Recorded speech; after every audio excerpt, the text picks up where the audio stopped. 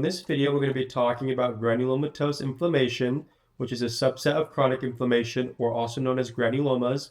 By the end of this video, you will completely understand what granulomas are, how granulomas form, types of granulomas, the cells involved in granuloma formation, the clinical relevance, and also some USMLE practice questions, not only to test your knowledge, but more importantly, solidify it for the long term.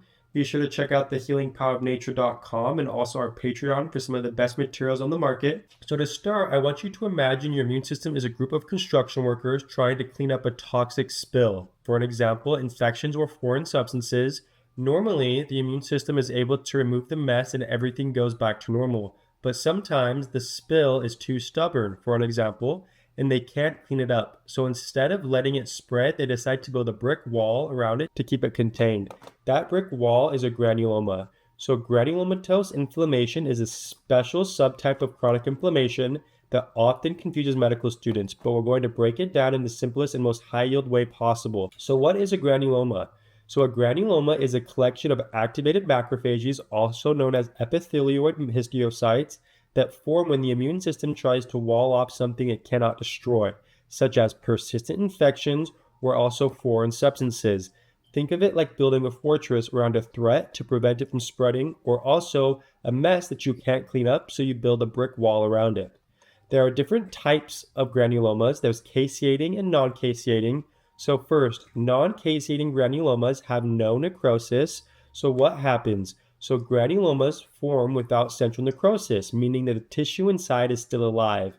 This is often due to immune system dysregulation or foreign material rather than infections.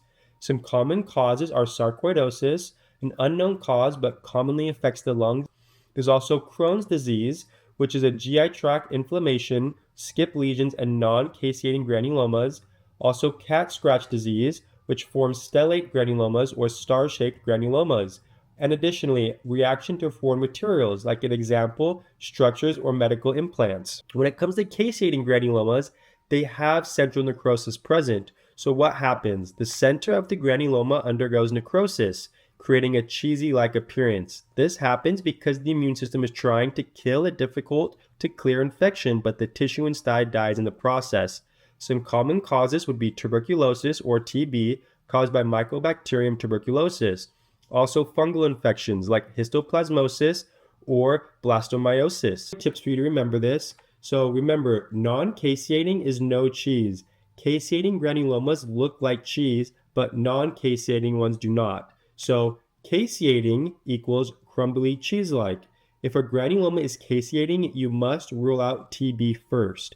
TB is a very high-yield example that will show up over and over again for you. So granuloma formation is a T cell and macrophage-driven process. Let's go ahead and break it down. So first, macrophages process and present antigens. Macrophages first encounter a foreign pathogen or substance. They then present the antigen via MHC class II to CD4 positive T helper cells. Then macrophages secrete IL-12 to T helper 1 cells. IL-12 from macrophages tells CD4 cells to become Th1 cells. This is crucial because Th1 cells drive granuloma formation. Th1 cells release interferon gamma, which supercharges the macrophages, turning them into epithelioid histiocytes and giant cells, which are fused macrophages. The macrophages then wall off the invader, forming a granuloma. The activated macrophages cluster together to form the granuloma, creating a physical barrier to contain the infection or foreign material.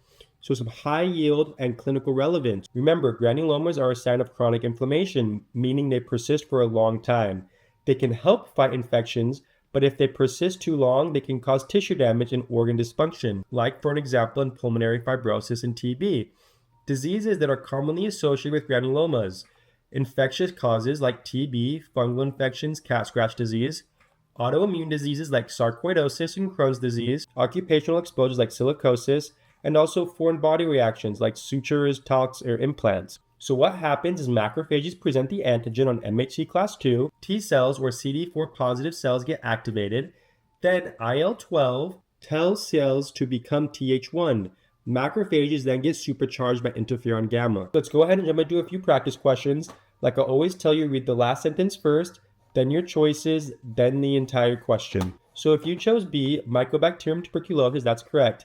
That's because this patient has caseating granulomas, a necrotic center with macrophages and giant cells, along with symptoms of TB like a cough, weight loss, and night sweats.